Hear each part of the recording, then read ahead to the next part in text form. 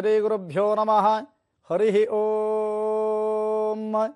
ನಮಸ್ತೆ ಅಸ್ತು ಭಗವನ್ ವಿಶ್ವೇಶ್ವರಾಯ ಮಹಾದೇವಾಯ ತ್ರ್ಯಂಬಕಾಯ ತ್ರಿಪುರಾಂತಕಾಯ ತ್ರಿಕಾಗ್ನಿಕಾಲಾಯ ಕಾಲಾಗ್ನಿ ರುದ್ರಾಯ ನೀಲಕಂಠಾಯ ಮೃತ್ಯುಂಜಯಾಯ ಸರ್ವೇಶ್ವರಾಯ ಸದಾಶಿವಾಯ ಶಂಕರಾಯ ಶ್ರೀಮನ್ಮಹಾದೇವಾಯ ನಮಃ.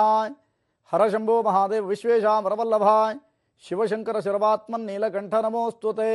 ನಮಸ್ಕಾರ, ಶುಭೋದಯ. ತಾವು ನೋಡ್ತಾ ಇದ್ದೀರಿ ಪಬ್ಲಿಕ್ ಟಿವಿಯಲ್ಲಿ ನಿತ್ಯ ಪೂಜಾ ಕಾರ್ಯಕ್ರಮವನ್ನು.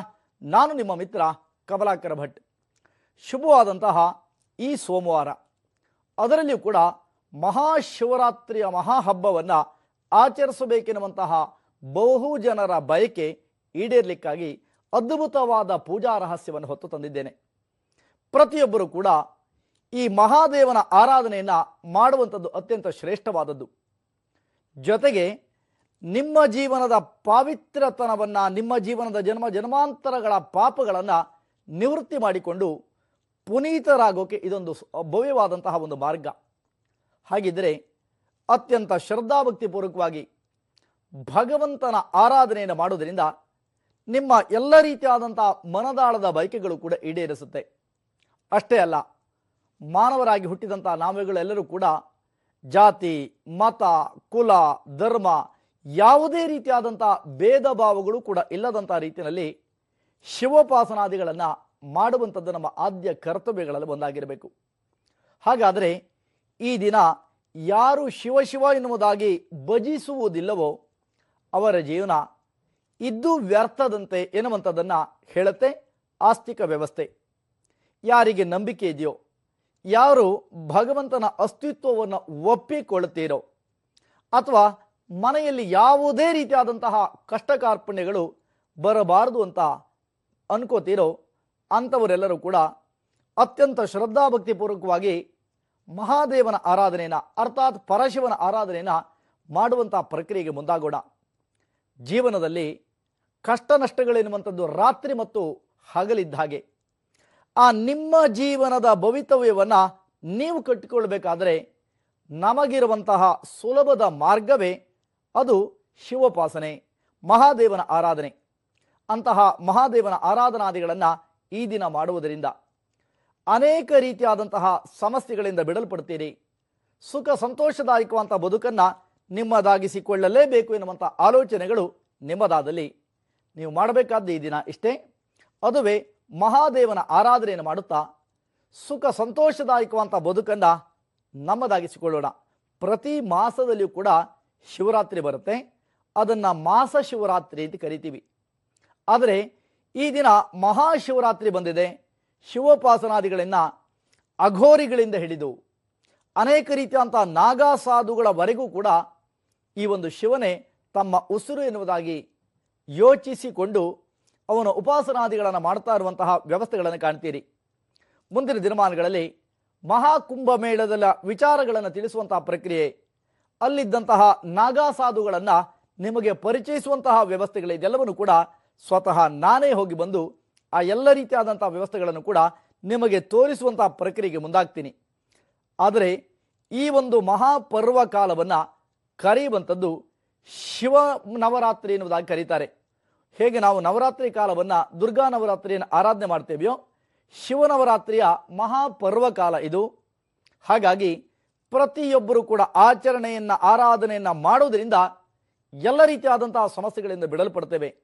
ಸುಖ ಸಂತೋಷದಾಯಕವಂತಹ ಬದುಕು ನಿಮಗೆ ಬೇಕಾದಲ್ಲಿ ಆರಾಧನೆಯನ್ನು ಮಾಡಬೇಕಾದ ಮಾತ್ರ ಮಹಾಶಿವನನ್ನು ಎನ್ನುವಂಥದ್ದನ್ನು ಮರಿಬಾರದು.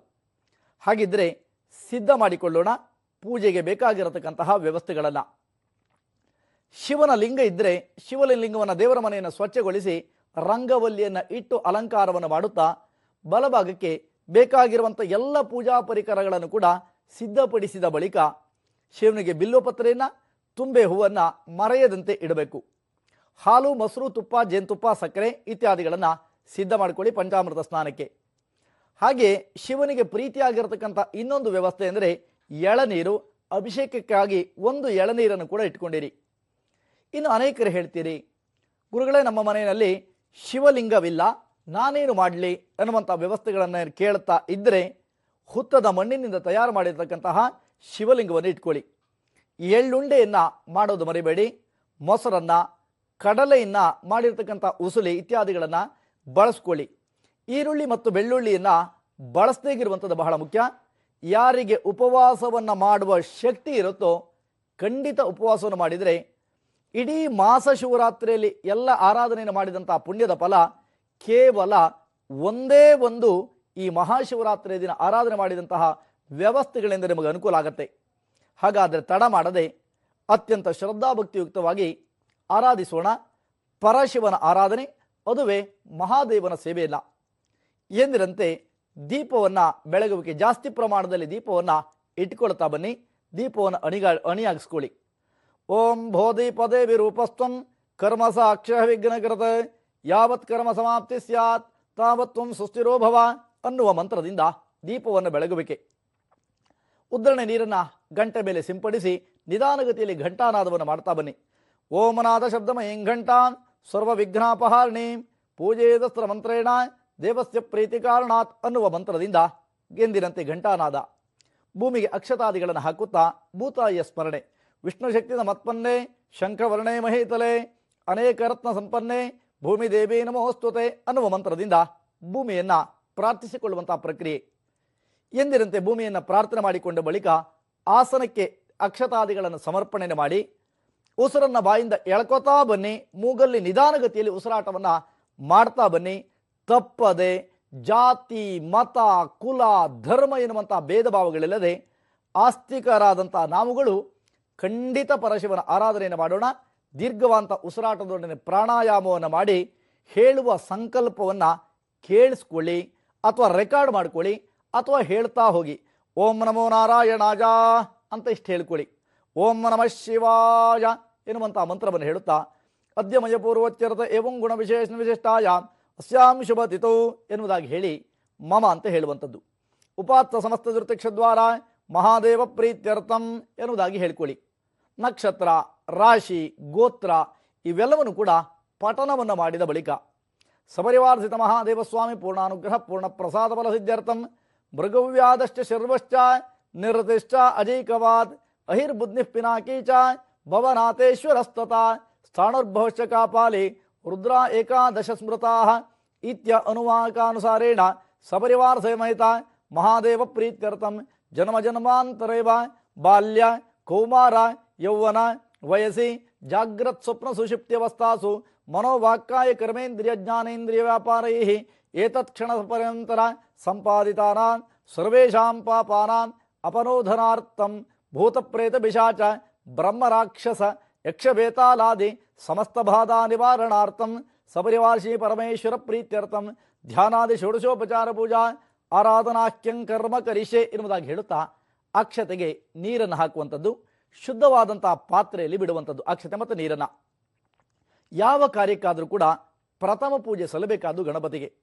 ವಕ್ರತುಂಡ ಗಣಾಧೀಶ ಸರ್ವದೇವ ನಮಸ್ಕೃತ ಪಾರ್ವತಿ ಪ್ರಿಯ ವಿಘ್ನೇಶ ಮಮ ವಿಘ್ನ ನಿವಾರಯ ಅನ್ನುವಂಥ ಮಂತ್ರವನ್ನು ಪಠಿಸುತ್ತಾ ಗಣಪತಿಯ ಮೇಲೆ ಅಕ್ಷತಾದಿಗಳನ್ನು ಸಮರ್ಪಣೆ ಮಾಡುವಂಥದ್ದು.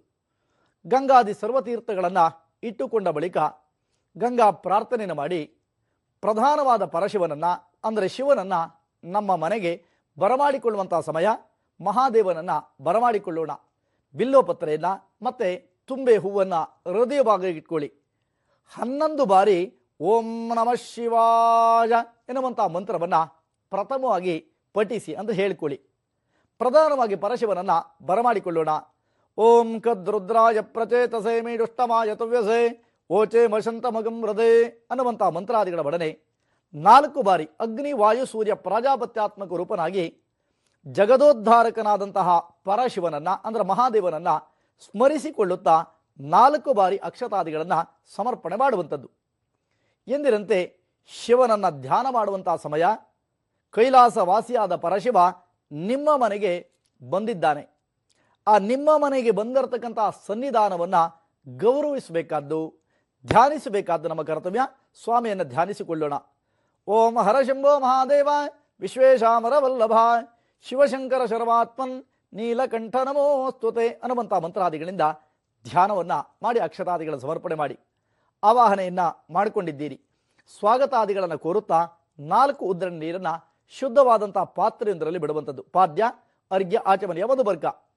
ಈ ರೀತಿಯಾದಂತಹ ಪ್ರಕ್ರಿಯೆಗಳನ್ನು ಪೂರೈಸಿ ಸ್ವಾಮಿಯ ವಿಗ್ರಹ ಅಂದರೆ ಯಾವ ಶಿವಲಿಂಗ ಇದೆಯೋ ಆ ಶಿವಲಿಂಗ ಮಣ್ಣಿಂದಿರಬಹುದು ಅಥವಾ ಒಂದು ಲೋಹಗಳಿಂದ ಮಾಡಿರ್ತಕ್ಕಂತಹ ಶಿವಲಿಂಗಕ್ಕೆ ಶುದ್ಧವಾದಂತಹ ನೀರಿನಿಂದ ಮೊದಲು ಅಭಿಷೇಕವನ್ನು ಮಾಡುವಂಥದ್ದು. ತತ್ಪುರುಷಾಯ ವಿದ್ಮಹೇ ಮಹಾದೇವಾಯ ಧೀಮಹಿ ತಂದೋ ರುದ್ರ ಪ್ರಚೋದಯಾತ್ ಅನ್ನುವಂತಹ ಮಂತ್ರ. ಪಂಚಾಮೃತ ಸಾಮಗ್ರಿಗಳಿಂದಲೂ ಕೂಡ ಅಭಿಷೇಕ. ಕ್ಷೀರಂದಧಿ ಕೃತಂಚೈವ ಮಧು ಶರ್ಕರಯಾಯುತಂ ಪಂಚಾಮೃತಂ ಗ್ರಹಣೇದ ಜಗನ್ನಾಥರ್ನಮೋಸ್ತುತೆ ಅನ್ನುವಂತಹ ಮಂತ್ರಾದಿಗಳನ್ನು ಪಠಿಸಿ ಆ ಸ್ವಾಮಿಗೆ ಪಂಚಾಮೃತ ಸಾಮಗ್ರಿಗಳಿಂದ ಅಭಿಷೇಕವನ್ನು ಮಾಡಿದ ಬಳಿಕ ರುದ್ರಾಭಿಷೇಕವನ್ನು ಮಾಡುವಂಥದ್ದು. ಶುದ್ಧವಾದಂತಹ ಗಂಗಾಜಲ ಅಥವಾ ನೀರನ್ನು ತೆಗೆದುಕೊಂಡು ಅಭಿಷೇಕವನ್ನು ಮಾಡ್ತಾ ಬನ್ನಿ. ಓಂ ನಮಸ್ತೆ ಅಸ್ತು ಭಗವನ್ ವಿಶ್ವೇಶ್ವರಾಯ ಮಹಾದೇವಾಯ ತ್ರ್ಯಂಬಕಾಯ ತ್ರಿಪುರಾಂತಕಾಯ ತ್ರಿಕಾಗ್ನಿ ಕಾಲಾಯ ಕಾಲಾಗ್ನಿ ರುದ್ರಾಯ ನೀಲಕಂಠಾಯ ಮೃತ್ಯುಂಜಯಾಯ ಸರ್ವೇಶ್ವರಾಯ ಸದಾಶಿವಾಯ ಶಂಕರಾಯ ಶ್ರೀಮನ್ನಮಃ ದೇವಾಯ ನಮಃ ಎನ್ನುವುದಾಗಿ ಮಹಾದೇವನಿಗೆ ಶುದ್ಧವಾದಂಥ ನೀರಿನ ಅಭಿಷೇಕವನ್ನು ಮಾಡುವುದರಿಂದ ಅಭಿಷೇಕ ಪ್ರಿಯೋ ಶಿವ. ಯಾವತ್ತೂ ಅಭಿಷೇಕ ಬಹಳ ಮುಖ್ಯವಾದದ್ದು ಶಿವನಿಗೆ. ಆ ಇರುವಂಥ ಎಳನೀರನ್ನು ಕೂಡ ಸ್ವಾಮಿಗೆ ಅಭಿಷೇಕವನ್ನು ಮಾಡ್ತಾ ಬನ್ನಿ. ಓಂ ಯಾಃ ಪಲಿನೀರ್ಯಾ ಅಫಲಾ ಪುಷ್ಪಾಯಾಚ ಪುಷ್ಪಿಣೀ ಬೃಹಸ್ಪತಿ ಪ್ರಸೂತಾಸ್ತಾನೋ ಮುಂಚಂತು ಗಂಹಸಃ ಅನ್ನುವಂಥ ಮಂತ್ರದಿಂದ ಆ ಒಂದು ಶುದ್ಧವಾದಂತಹ ಎಳನೀರು ಶುದ್ಧವಾದಂತಹ ನೀರಿನೊಂದಿಗೆ ಅಭಿಷೇಕವನ್ನು ಮಾಡಿದ ಬಳಿಕ ಇರುವಂತಹ ಶಿವನ ವಿಗ್ರಹವನ್ನು ಸ್ವಚ್ಛವಾಗಿ ತೊಳೆಯುವಂಥದ್ದು. ಶುದ್ಧವಾದಂತಹ ನೀರಿನಿಂದ ತೊಳೆದು ಪರಶಿವನನ್ನು ಮಹಾದೇವನನ್ನು ದೇವರ ಪೀಠದ ಮೇಲೆ ಪ್ರತಿಷ್ಠಾಪನೆ ಮಾಡಬೇಕು. ಗೆಜ್ಜೆ ವಸ್ತ್ರವನ್ನು 2 ಎಳೆಯ ಗೆಜ್ಜೆ ವಸ್ತ್ರವನ್ನು ಮಹಾದೇವನಿಗೆ ಅರ್ಪಿಸೋಣ. ವಸ್ತ್ರಂಗ್ರಹಣ ದೇವೇಶ ಪದ್ಮಪತ್ರಾಯತೆ ಕ್ಷಣ ನಾನಾಭರಣ ವಿಚಿತ್ರಾಢ್ಯಂ ಸರ್ವಸೌಖ್ಯಪ್ರದೋ ಭವ ಎನ್ನುವುದಾಗಿ ಹೇಳಿ ಗೆಜ್ಜೆ ವಸ್ತ್ರವನ್ನು ಆ ಮಹಾದೇವನಿಗೆ ಅರ್ಪಣೆಯನ್ನು ಮಾಡುತ್ತಾ ಉಪವೀತ ಸ್ಥಾನದಲ್ಲಿ 2 ಅಕ್ಷತಾದಿಗಳನ್ನು ಸಮರ್ಪಣೆ ಮಾಡುವಂಥದ್ದು. ಬ್ರಹ್ಮ ವಿಷ್ಣು ಮಹೇಶ್ಚೈಶ್ಚ ನಿರ್ಮಿತಂ ಬ್ರಹ್ಮಸೂತ್ರಕಂ ಯಜ್ಞೋಪವೀತ ದಾನೇನ ಭಗವಾನಂ ಪರಮೇಶ್ವರ ಎನ್ನುವಂತಹ ಮಂತ್ರವನ್ನು ಹೇಳಿ ಉಪವೀತದ ಸ್ಥಾನದಲ್ಲಿ ಅಕ್ಷತಾದಿಗಳನ್ನು ಹಾಕುತ್ತಾ ತೇದಿರುವಂತಹ ಗಂಧವನ್ನು ಪರಶಿವನಿಗೆ ಅರ್ಪಣೆಯನ್ನು ಮಾಡಿ ಶ್ರೀಕಂಠಂ ಚಂದನಂ ದಿವ್ಯಂ ಗಂಧಾಢ್ಯ ಸುಮನೋಹರಂ ವಿಲೇಪನಂ ಸುರಶ್ರೇಷ್ಠ ಚಂದನಂ ಪ್ರತಿಗೃಹ್ಯತ ಎನ್ನುವುದಾಗಿ ಹೇಳುತ್ತಾ ಗಂಧವನ್ನು ಅರ್ಪಣೆಯನ್ನು ಮಾಡಿ ಅಕ್ಷತಾದಿಗಳನ್ನು ಸ್ವಾಮಿಗೆ ಅರ್ಪಿಸುತ್ತಾ 2 ಎಳ್ಳಿದ್ದರೆ ಆ ತಿಲಾಕ್ಷತೆಯನ್ನು ಕೂಡ ಸ್ವಾಮಿಗೆ ಅರ್ಪಣೆಯನ್ನು ಮಾಡುವಂಥದ್ದು. ಜನ್ಮಾಂತರದ ಪಾಪಗಳ ನಿವೃತ್ತಿಗೆ ಪುಷ್ಪಾದಿಗಳನ್ನು ಅರ್ಪಣೆ ಮಾಡಬೇಕು. ಬಿಲ್ವಾದಿ ಪತ್ರೆಗಳನ್ನು ಕೂಡ ಅರ್ಪಿಸಬೇಕಾದ್ದು. ಬಿಲ್ವ ಪತ್ರೆಯನ್ನು ಅರ್ಪಣೆ ಮಾಡಿ ಆ ತೊಟ್ಟುಗಳು ನಿಮ್ಮ ಕಡೆ ಬರಲಿ. ಆ ಬಿಲ್ವ ಪತ್ರೆ ಅಡಿಯಾಗಿ ಅದನ್ನು ಶಿವನ ಮೇಲೆ ಅರ್ಪಣೆ ಮಾಡಿ ತ್ರಿಗುಣಂ ತ್ರಿಗುಣಾಕಾರಂ ತ್ರಿನೇತ್ರಂಚತ್ರಿಯಾಯುಧಂ ತ್ರಿಜನ್ಮ ಪಾಪ ಸಂಹಾರಂ ಏಕ ಬಿಲ್ವಂ ಶಿವಾರ್ಪಣಂ ಎನ್ನುವುದಾಗಿ ಹೇಳುತ್ತಾ ಬಿಲ್ವ ಪತ್ರೆಯನ್ನು ಅರ್ಪಣೆ ಮಾಡಿ ತುಂಬೆ ಹೂವಿನಿಂದ ಅರ್ಚನೆಯನ್ನು ಮಾಡ್ತಾ ಬರಬೇಕು. ತಂದಿರುವಂತಹ ಹೂವಿನ ಮಾಲೆಯನ್ನೆಲ್ಲವನ್ನು ಕೂಡ ಅಲಂಕಾರವನ್ನು ಮಾಡಿ ಮಲ್ಲಿಕಾಸು ಗಂಧೀನಿ ಮಾಲತ್ಯಾದೀನಿ ಮೈ ಪ್ರಭು ಮಯಾರ್ಥಾನಿ ಪೂಜಾರ್ಥಂ ಪುಷ್ಪಾಣಿ ಪರಮೇಶ್ವರ ಎನ್ನುವುದಾಗಿ ಹೇಳಿ ಮಹಾದೇವನಿಗೆ ಅರ್ಪಣೆ. ಓಂ ಮಹಾದೇವಾಯ ನಮಃ, ಓಂ ಮಹೇಶ್ವರಾಯ ನಮಃ, ಓಂ ಶಂಕರಾಯ ನಮಃ, ಓಂ ವೃಷಭಧ್ವಜಾಯ ನಮಃ, ಓಂ ಕೃತ್ತಿವಾಸೇ ನಮಃ, ಓಂ ಕಾಮಾಂಗನಾಶಾಯ ನಮಃ, ಓಂ ದೇವದೇವೇಶಾಯ ನಮಃ, ಪಾರ್ವತೀಪತೇ ನಮಃ, ಹರಾಯ ನಮಃ, ಶ್ರೀಕಂಠಾಯ ನಮಃ, ರುದ್ರಾಯ ನಮಃ ಅನ್ನುವಂಥ ಮಂತ್ರಾದಿಗಳನ್ನು ಪಠನವನ್ನು ಮಾಡುತ್ತಾ ಧೂಪವನ್ನು ಬೆಳಗುವ ಸಮಯ ಧೂಪವನ್ನು ತೋರೋಣ. ದಶಾಂಗುಂಗುಲೋಪೇತಂ ಸುಗಂಧಂಚ ಮನೋಹರ ಕಪಿಲಾಘೃತ ಸಂಯುಕ್ತಂ ಧೂಪೋಯಂ ಪ್ರತಿಗೃಹ್ಯತ ಎನ್ನುವುದಾಗಿ ಹೇಳಿ ಧೂಪವನ್ನು ತೋರಿ ದೀಪಾದಿಗಳನ್ನು ಕೂಡ ಇಟ್ಟು ಬಲಭಾಗಕ್ಕೆ ಭೂಮಿಯನ್ನು ಪ್ರೋಕ್ಷಿಸಿ ಚೌಕಾಕಾರದ ಮಂಡಲವನ್ನು ಬರೆದು ಸ್ಥಾಪಿತವಾದಂತಹ ಮೊಸರನ್ನು ಇರಬಹುದು, ಹಣ್ಣು ಇತ್ಯಾದಿ ಎಲ್ಲ ನೈವೇದ್ಯ ಪದಾರ್ಥಗಳನ್ನು ಕೂಡ ಪರಶಿವನಿಗೆ ಅರ್ಪಣೆಯನ್ನು ಮಾಡುತ್ತಾ ತಾಂಬೂಲವಿದ್ದರೆ ತಾಂಬೂಲದ ತೊಟ್ಟನ್ನು ಮುರಿದು 5 ಉದ್ದರಣೆ ನೀರನ್ನು ಶುದ್ಧವಾದಂತಹ ಪಾತ್ರೆಯಿಂದಲೇ ಬಿಟ್ಟು ಹಾಗೆಯೇ ಮಂಗಳಾರತಿಯನ್ನು ಮಾಡೋಣ. ಮಂಗಲಂ ಕೌಸಲೇಂದ್ರಾಯ ಮಹನೀಯ ಗುಣಾತ್ಮನೇ ಚಕ್ರವರ್ತಿ ತನೋಜಾಯ ಸಾರ್ವಭೌಮಾಯ ಮಂಗಲಂ ಎನ್ನುವುದಾಗಿ ಹೇಳಿ ಮಂಗಳಾರತಿಯನ್ನು ಮಾಡುತ್ತಾ ಪ್ರಧಾನವಾದಂತಹ ರಕ್ಷೆಯನ್ನು ಸ್ವಾಮಿಗೆ ಕೊಟ್ಟು ನಾವು ಕೂಡ ರಕ್ಷೆಯನ್ನು ಸ್ವೀಕಾರ ಮಾಡುವಂಥದ್ದು. ಕರಗಳನ್ನು ತೊಳೆದು 3 ಪ್ರದಕ್ಷಿಣಾದಿಗಳ ಜೊತೆಗೆ ದೀರ್ಘದಂಡವಾದ ನಮಸ್ಕಾರ. ಅನ್ಯಥಾ ಶರಣನ್ನಾಸ್ತಿ ತ್ವಮೇವ ಶರಣಂ ಮಮ ತಸ್ಮಾತ್ ಕಾರುಣ್ಯ ಭಾವೇನ ವೃಕ್ಷಮಾಂ ಪರಮೇಶ್ವರ ಎನ್ನುವುದಾಗಿ ಹೇಳಿ ನಮಸ್ಕಾರವನ್ನು ಮಾಡಿ ಪ್ರಾರ್ಥಿಸಿಕೊಳ್ಳೋಣ. ಹರಶಂಭೋ ಮಹಾದೇವ ವಿಶ್ವೇಶಾಮರವಲ್ಲಭ ಶಿವಶಂಕರ ಶರ್ವಾತ್ಮನ್ ನೀಲಕಂಠ ನಮೋಸ್ತುತೆ ಎನ್ನುವುದಾಗಿ ಹೇಳಿ ಪ್ರಾರ್ಥಿಸಿಕೊಂಡು ಅಕ್ಷತಾದಿಗಳನ್ನು ಸಮರ್ಪಣೆ ಮಾಡುವಂಥದ್ದು. ಅಡಿಯಲ್ಲಿರುವಂಥ ಪ್ರಸಾದವನ್ನು ಮೂಸಿ ನೋಡುತ್ತಾ ತಲೆ ಮೇಲೆ ಇಟ್ಕೊಂಡಿರಬೇಕು. ಜಗದೋದ್ಧಾರಕನಂಥ ಮಹಾದೇವನ ಸಂಪೂರ್ಣವಾದ ಅನುಗ್ರಹಕ್ಕೆ ಪಾತ್ರವಾಗಿದ್ದೇವೆ. ಪೂಜಾ ಫಲಗಳನ್ನು ಕೂಡ ಅರಿಯೋಣ. ಶಿವರಾತ್ರಿಯ ಮಹಾತ್ಮೆಯನ್ನು ಜಗದೋದ್ಧಾರಕನಾದಂತಹ ಮಹಾದೇವನ ಆರಾಧನೆಯನ್ನು ಅತ್ಯಂತ ಶ್ರದ್ಧಾಭಕ್ತಿಯಿಂದ ಆರಾಧನೆ ಮಾಡಿದ್ದೇವೆ. ಈ ಆರಾಧನೆಯನ್ನ ಮಾಡುವುದರಿಂದ ನಮಗೆ ಸಿಗಬಹುದಾದಂತಹ ಫಲಗಳು ಏನು ಎನ್ನುವಂಥದ್ದನ್ನು ಅರಿಬೇಕಾದ ನಮ್ಮ ಕರ್ತವ್ಯ. ಹಾಗಾದರೆ ಜಗನ್ಮಾತೆಯಾದಂತಹ ಆದಿಶಕ್ತಿಯ ಅನುಗ್ರಹದಿಂದ ಆದಿಶಕ್ತಿ ಬ್ರಹ್ಮಾಂಡವನ್ನು ಸೃಷ್ಟಿ ಮಾಡಿದಂತಹ ಭಗವತಿ ಅಂಡಾಕಾರದಲ್ಲಿರ್ತಕ್ಕಂಥ 3 ಅಂಡಗಳನ್ನು ಕಾಣುವಂಥದ್ದು. ಅದನ್ನೇ ಒಂದು ಬ್ರಹ್ಮಾಂಡ ಅಂತ ಕರಿತೀವಿ. ಆ ಅಂಡಗಳ ಉತ್ಪತ್ತಿಯಿಂದ ಆದಂತಹ ಅವ್ಯಕ್ತವಾದಂತಹ ರೂಪನೇ ಅಥವಾ ಈ ದಿನ ಶಿವ ಹುಟ್ಟಿದಂತಹ ವ್ಯವಸ್ಥೆ ಎಂದರೆ ಖಂಡಿತ ತಪ್ಪಾಗಲಾರದು. ಒಂದೊಂದು ರೀತಿಯಾದಂತಹ ನಾಮೇಲು ನಾಮೇಲು ನಾಮೇಲು ಎನ್ನುವಂತಹ ವ್ಯವಸ್ಥೆಗಳಲ್ಲೂ ತ್ರಿಮೂರ್ತಿಗಳಲ್ಲಿ ಬಂತಂತೆ. ಆ ಬಂದಾಗ ಅವರೆಲ್ಲರೂ ಕೂಡ ಯೋಚನೆ ಮಾಡಿರುವಂಥದ್ದು, ನಾನು ಶ್ರೇಷ್ಠ ಅಂತ ಹೇಳಿದಾಗ ಆದಿಶಕ್ತ್ಯಾತ್ಮಕವಾದಂತಹ ಭಗವತಿ ಒಂದೊಂದು ಜವಾಬ್ದಾರಿಯನ್ನು ಒಂದೊಂದು ತ್ರಿಮೂರ್ತಿಗಳಿಗೆ ಕೊಟ್ಟಳು. ಬ್ರಹ್ಮನಿಗೆ ಸೃಷ್ಟಿ ಮಾಡುವ ಕೆಲಸ, ವಿಷ್ಣುವಿಗೆ ಪಾಲಿಸುವ ಕೆಲಸ, ಮಹಾದೇವನಿಗೆ ಲಯಗೊಳಿಸುವಂತಹ ಕೆಲಸವನ್ನು ತಾಯಿ ಇತ್ಲು ಎನ್ನುವಂಥದ್ದು ನಮ್ಮೆಲ್ಲರೂ ಕೂಡ ಅರಿವಿರುವಂತಹ ಸತ್ಯ. ಅಂತಹ ಮಹಾದೇವನ ವ್ಯವಸ್ಥೆ ಜಾಗೃತವಾದಂತಹ ದಿನವೇ ಈ ಮಹಾಶಿವರಾತ್ರಿ ಎನ್ನುವಂಥದ್ದು. ಹಿರಿಯರ ಆಡುವಂಥ ಮಾತನ್ನು ಕೇಳಿರ್ತೇವೆ, ಶಿವ ಶಿವ ಎಂದರೆ ಭಯವಿಲ್ಲ, ಶಿವ ನಾಮಕ್ಕೆ ಸಾಟಿ ಬೇರ್ಯಾವುದು ಕೂಡ ಇಲ್ಲ ಅಂತ. ಹಾಗಿದ್ರೆ ಓಂ ನಮಃ ಶಿವಾಯ ಎನ್ನುವಂಥ ಈ ಮಂತ್ರವನ್ನು ಪಠನ ಮಾಡಲಿಕ್ಕೆ ಲೋನ್ ತರೋದು ಬೇಕಿಲ್ಲ, ಸಾಲ ಕಟ್ಟುವ ಅಗತ್ಯಗಳು ಕೂಡ ಇರೋದಿಲ್ಲ. ಎಲ್ಲವೂ ಕೂಡ ನಮ್ಮ ವ್ಯವಸ್ಥೆಗಳಿಗೆ ಅನುಕೂಲ ಆಗಲಿ ಎನ್ನುವಂತಹ ದೃಷ್ಟಿಯಿಂದಲೇ ವಿನಃ ಇನ್ಯಾವ ದೃಷ್ಟಿಯಲ್ಲೂ ಕೂಡ ಆಗಿರುವಂಥದ್ದು ಅಲ್ಲ ಎನ್ನುವಂಥದ್ದು ನಾವು ಮರೆಯುವಂತಿಲ್ಲ. ಹಾಗಿದ್ರೆ ಅಂತಹ ಮಹಾದೇವನ ಆರಾಧನೆಯನ್ನು ಮಾಡುವಂಥದ್ದೇನಿದೆಯೋ ಶ್ರೇಷ್ಠತಮವಾದಂತಹ ವ್ಯವಸ್ಥೆಗೆ ಮೂಲವಾಗಿರುವಂಥದ್ದು. ಆ ವ್ಯವಸ್ಥೆಗಳನ್ನ ನಾವು ಅಳವಡಿಸ್ಕೋಬೇಕು. ಅಳವಡಿಸಿಕೊಂಡಾಗ ನಮ್ಮ ಜೀವನ ಯಾವತ್ತೂ ಕೂಡ ಮನುಷ್ಯಾವಸ್ಥೆಯಲ್ಲಿ ಮಾಡಿರ್ತಕ್ಕಂತಹ ಪಾಪಗಳನ್ನು ನಿವೃತ್ತಿಯನ್ನು ಮಾಡಲಿಕ್ಕೆ ನಾವೆಲ್ಲೂ ಕೂಡ ಹೋಗಬೇಕಾದಂತಹ ವ್ಯವಸ್ಥೆಗಳು ಇರೋದಿಲ್ಲ ಅಥವಾ ಹೋಗುವುದು ಬೇಕಾಗಿರೋಲ್ಲ. ಅಂತಹ ಮಹಾದೇವನ ಆರಾಧನೆಯನ್ನು ಅತ್ಯಂತ ಶ್ರದ್ಧಾಭಕ್ತಿ ಪೂರ್ವಕವಾಗಿ ನಾವೆಲ್ಲರೂ ಕೂಡ ಕೈಗೊಂಡಿದ್ದೇವೆ. ಇದರಿಂದ ಸಿಗಬಹುದಾದಂತಹ ಫಲಗಳನ್ನು ಕೂಡ ನಾವು ಅರಿಬೇಕಾದ ನಮ್ಮ ಕರ್ತವ್ಯ. ಪ್ರತಿ ದಿನವೂ ಕೂಡ ನಮ್ಮ ತಾಪತ್ರಯಗಳು ಇದ್ದೇ ಇರುತ್ತೆ. ತಾಪ ಅಂದರೆ ಸುಡುವಿಕೆ ಅಂತ.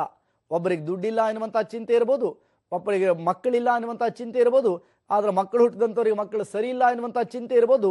ಚಿಂತೆ ಇಲ್ಲದ ಮಾನವನಿಲ್ಲ ಅಂತ. ಹಾಗಾದರೆ ಪ್ರತಿ ಮಾಸದಲ್ಲಿಯೂ ಕೂಡ ಉಪವಾಸ ವ್ರತವನ್ನು ಮಾಡಬೇಕು ಅಂತ ಶಾಸ್ತ್ರ ಹೇಳುತ್ತೆ, ಸಂಪ್ರದಾಯಗಳು ಹೇಳುತ್ತೆ. ಉಪವಾಸ ಅಂದ್ರೇನು ಅಂತ ಕೇಳಿದರೆ ದೇವರಿಗೆ ಸಮೀಪದಲ್ಲಿ ವಾಸ ಮಾಡು ಎನ್ನುವಂಥ ಅರ್ಥವನ್ನು ಸೂಚಿಸುತ್ತೆ ಈ ಮಾತು. ದೇವರ ಸಮೀಪದಲ್ಲಿ ವಾಸ ಮಾಡು ಅಂದರೆ ದೇವರ ಮನೆಯಲ್ಲೇ ಹಾಸಿಗೆ ಹಾಕಿ ಮಲಗೋದಲ್ಲ. ದೇವರು ಇಷ್ಟಪಡುವಂಥ ಕಾರ್ಯವನ್ನು ಮಾನವನಾಗಿ ನೀನು ರೂಢಿಸ್ಕೋ. ಯಾವತ್ತೂ ಕೂಡ ಅಸತ್ಯವನ್ನು ಮಾತಾಡಬೇಡ, ಯಾವ ಕಾರಣಕ್ಕೂ ಇನ್ನೊಬ್ಬರಿಗೆ ದ್ರೋಹವನ್ನು ಬಗಿಬೇಡ, ಯಾವ ಕಾರಣಕ್ಕೂ ಯಾವತ್ತೂ ಕೂಡ ನಿನ್ನ ಜೀವನದ ವ್ಯವಸ್ಥೆಗಳನ್ನು ಸುಭದ್ರವಾಗಿಟ್ಕೊಳ್ಳಿಕ್ಕೆ ಪರೋಪಕಾರವನ್ನು ರೂಢಿಸ್ಕೋ ಎನ್ನುವಂಥ ಅರ್ಥವನ್ನು ಈ ಮಾತು ಹೇಳುತ್ತೆ. ಆದರೆ ಯಾರಿಗೂ ಕೂಡ ಅದು ಬೇಕಿಲ್ಲ.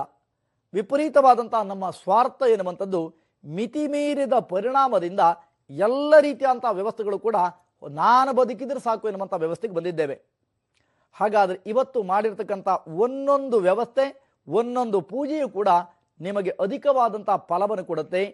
ಇಡೀ ವರ್ಷ ಮಾಸ ಶಿವರಾತ್ರಿಯನ್ನು ಆರಾಧನೆ ಮಾಡದಿದ್ದವರು ಕೂಡ ಈ ಮಹಾಶಿವರಾತ್ರಿಯ ಕಾಲದಲ್ಲಿ ನಾವು ಸ್ನಾನಾದಿಗಳನ್ನು ಮಾಡಿ ಓಂ ನಮಃ ಶಿವಾಯ ಎನ್ನುವಂಥ ಒಂದು ಮಂತ್ರವನ್ನು ಪಠನ ಮಾಡಿದರೆ ಸಾಕು, ಜನ್ಮಾಂತರದ ಎಲ್ಲ ರೀತಿಯಾದಂಥ ಪಾಪಗಳು ಕೂಡ ನಿವೃತ್ತಿಯಾಗತ್ತೆ ಎನ್ನುವಂಥದ್ದನ್ನು ತಿಳಿದಿದ್ದರು ಪ್ರಾಜ್ಞರಾದಂಥ ಋಷಿಮುನಿಗಳು. ಹಾಗಾಗಿ ನಮ್ಮಲ್ಲಿ ಹಬ್ಬ ಹರಿದಿನಗಳು ಕೂಡ ಬಂತು. ಸಾಧ್ಯ ಇದ್ದಂಥವರು ಇಡೀ ದಿನ ಬೆಳಗಿನಿಂದ ಹಿಡಿದು ರಾತ್ರಿ ತನಕ ಉಪವಾಸ ವ್ರತವನ್ನು ಕೈಗೊಳ್ಳಲಿಕ್ಕೆ ಆದವರು ಮಾಡಿ, ಕೈಗೊಳ್ಳಕ್ಕಾಗದೇ ಇದ್ರೆ ಖಂಡಿತ ಮಾಡಬೇಡಿ. ನಿಮಗೆ ಬೇಕಾಗಿರುವಂಥ ಲಘು ಆಹಾರಗಳನ್ನು ಸ್ವೀಕಾರ ಮಾಡಿದರೆ ಸಾಕು. ಹಾಗೆ ರಾತ್ರಿ ಜಾಗರಣೆಯನ್ನು ಮಾಡುತ್ತಾ ಬೆಳಗ್ಗೆ ಶಿವಲಿಂಗವನ್ನು ದರ್ಶನ ಮಾಡಿ ಯಾರು ಶಿವನಿಗೆ ಬಿಲ್ವಾದಿ ಪತ್ರೆಗಳನ್ನು ಅರ್ಪಣೆಯನ್ನು ಮಾಡ್ತಾರೋ ಅವರ ಜನ್ಮಾಂತರದ ಅಥವಾ ಇಡೀ ಕುಟುಂಬದಲ್ಲಿ ಇರತಕ್ಕಂತಹ ಶಾಪಗಳು, ಕೋಪಗಳು, ತಾಪಗಳು ಏನೇ ಇದ್ರೂ ಕೂಡ ಅದೆಲ್ಲದರಿಂದ ಬಿಡಲ್ಪಟ್ಟು ಸುಖ ಸಂತೋಷದಾಯಕವಂಥ ಬದುಕನ್ನು ಆ ಪರ ಶಿವ ನಮ್ಮ ಪಾಲಿಗೆ ಅನುಗ್ರಹಿಸ್ತಾನೆ ಎನ್ನುವಂಥದ್ದು ಅಪ್ಪಟವಾದ ಸತ್ಯ. ಪೂಜಾ ಫಲಗಳನ್ನು ಕೂಡ ಕೇಳಿದ್ದೀರಿ. ನಿಮ್ಮ ಕುತೂಹಲ ನನಗೆ ಗೊತ್ತಿದೆ.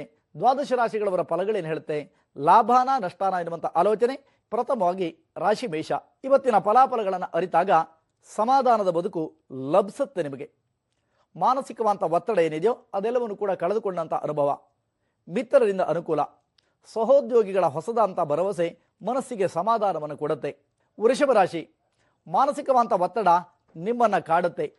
ಅನಾರೋಗ್ಯದ ಸಮಸ್ಯೆಗಳು ಕೂಡ ನಿಮ್ಮನ್ನು ಬಾಧಿಸುವಂತಹ ಲಕ್ಷಣಗಳು ಹೆಚ್ಚಾಗಿದೆ.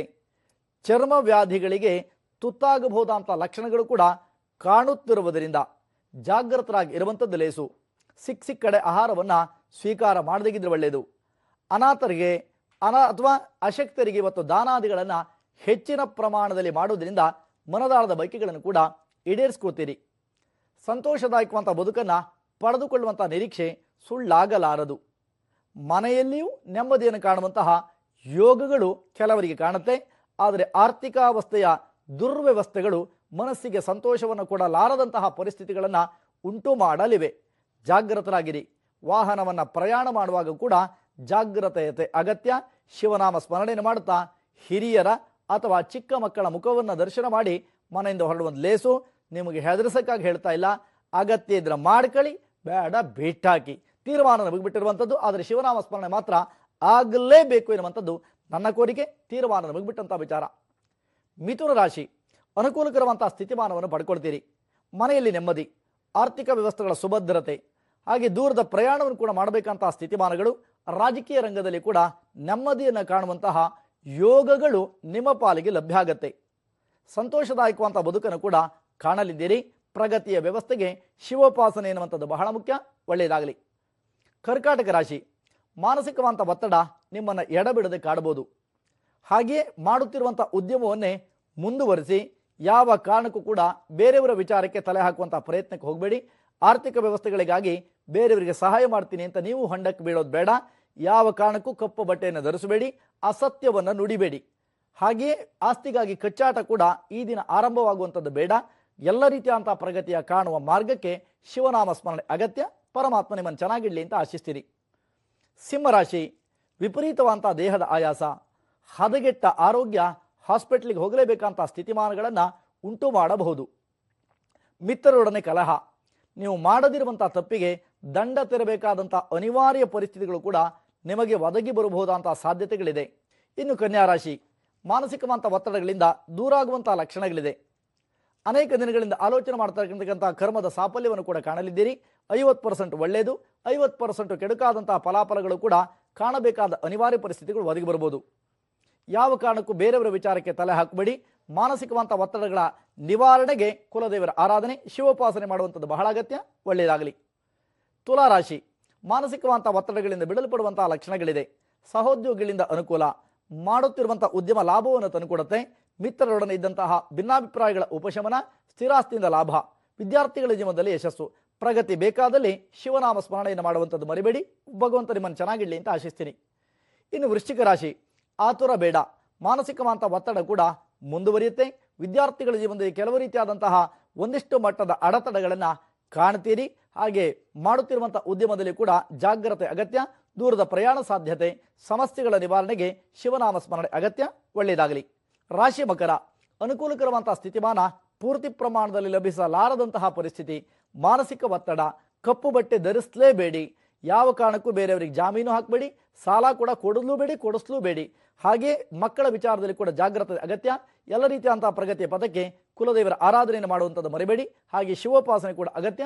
ಒಳ್ಳೆಯದಾಗಲಿ. ಕುಂಭರಾಶಿ, ಮಾನಸಿಕವಂತ ಒತ್ತಡ ಎಡಬಿಡದೆ ಕಾಡಬಹುದು. ಸಹಮಿತ್ರರ ನಡುವೆ ಕಲಹದ ಭಾವನೆಗಳು ಕೂಡ ಉಂಟಾಗುವಂತಹ ಲಕ್ಷಣಗಳಿದೆ. ಮಿತ್ರರಿಂದ ಒಂದಿಷ್ಟು ಮಟ್ಟದ ಅನುಕೂಲ, ಮಧ್ಯಾಹ್ನ ನಂತರದಲ್ಲಿ ಶುಭವಾರ್ತೆಗಳನ್ನು ಕೇಳ್ತೀರಿ. ವಿದೇಶ ಯಾನದ ಕನಸು ಸಫಲತ್ವವನ್ನು ಕಾಣಲಿದೆ. ಪ್ರಗತಿಗಾಗಿ ಕುಲದೇವರ ಶಿವನ ಉಪಾಸನಾದಿಗಳನ್ನು ಕೂಡ ಮಾಡುವಂಥದ್ದು ಒಳಿತು. ಒಳ್ಳೆಯದಾಗಲಿ. ಮೀನರಾಶಿ, ಸುಮಧುರ ಕ್ಷಣಗಳನ್ನು ಪಡೆದುಕೊಳ್ಳುವಂಥ ಅನುಭವ, ಮಾನಸಿಕವಂತ ಒತ್ತಡಗಳಿಂದ ಬಿಡಲ್ಪಡಲಿದ್ದೀರಿ. ದೂರದ ಬಂಧುಗಳು ಅಗಲಿದ ದುರ್ವಾರ್ತೆಗಳನ್ನು ಹಿರಿಯರು ಕೇಳಬೇಕಾಗಿ ಬರಬಹುದು. ಹಾಗೆಯೇ ಶಿವ ದರ್ಶನವನ್ನು ಮಾಡುವಂತಹ ಸೌಭಾಗ್ಯದ ದಿನವೂ ಕೂಡ ನಿಮ್ಮ ಪಾಲಿಗೆ ಲಭ್ಯ ಆಗತ್ತೆ.